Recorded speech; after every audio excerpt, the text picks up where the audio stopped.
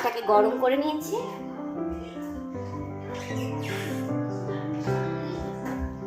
তাতে মেশাচ্ছি sunflower oil. এটা বাটারেও করা যায়, কিন্তু আমি তেলেই করি।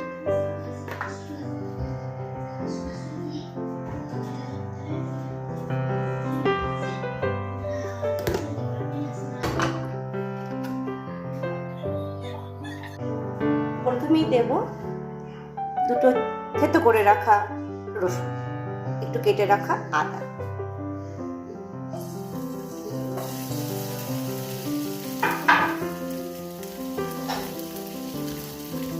অল্প একটু সটে করব।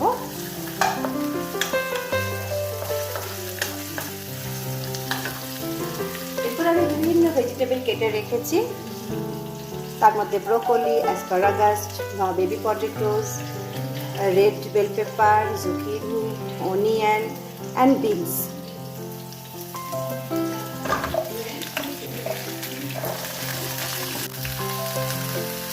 এবার একটু সল্ট, এটা হিমালয়ান পিঙ্ক সল্ট, খুব বেশি না, অল্প।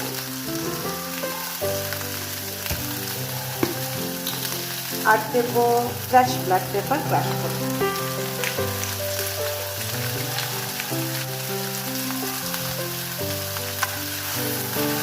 এবার একটু ঢেকে দেব যাতে সবজিগুলো একটু নরম হয়ে যায়।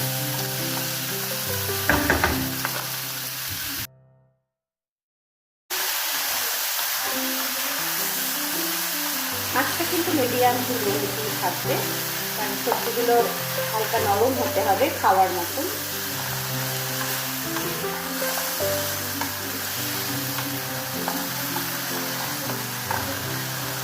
আবার কটা করে দেবো, তার আগে মিশিয়ে দেবো একটু টোফু।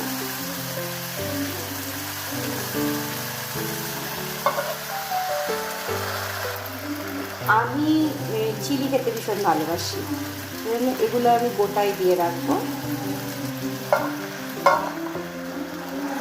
2-4 মিনিট হয়ে গেছে, let us check how it is. See, water has come out.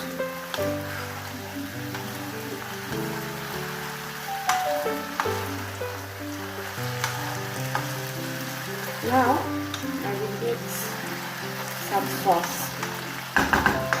কিছুই না, একটুখানি লাইট সয়া সস দেবো।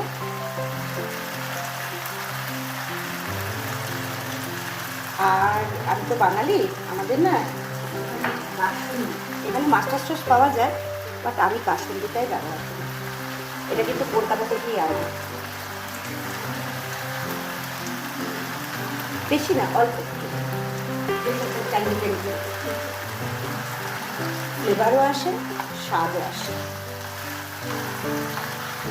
এই মোমেন্টে আমি আরও দুটো জিনিস অ্যাড করব, সেটা হচ্ছে একটা চাটনি, যেটা এখানে একটা পাওয়া যায় তৈরি করার চাটনি, চিলিজ, সাম, জলপাই এসব দিয়ে। অল্পই দেবো, বেশি না। আর দেবো চিজ দিয়ে আমি ঢাকা দিয়ে দেবো। হালকা আছে, চিজটা মেল্ট হবে আর সবজিগুলোও রেডি হয়ে যাবে, যেটুকু বাকি আছে। খুব বেশি গলে না সবজিগুলো, নরম হয়ে যায়। তো না, চিজ, ব্যাস, খুব সুন্দর একটা অ্যারোমা বেরিয়েছে। Now I'm going to cover it and make sure for slow flame. ইন্ডিয়ার খবর দেখা, তো মাঝে মাঝে সেই আওয়াজটাও হয়তো আসছে। এটাকে একটু না আমি পোড়া পোড়া করি, তাহলে আমার ভালো লাগে খেতে। আলুগুলো, সবজিগুলো, তাই একটু ফ্লেম বাড়িয়ে দিলাম, একটু ভাজা ভাজা করব।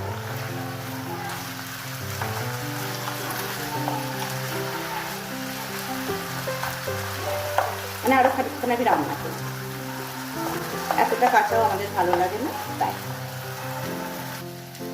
দারুণ লাগছে।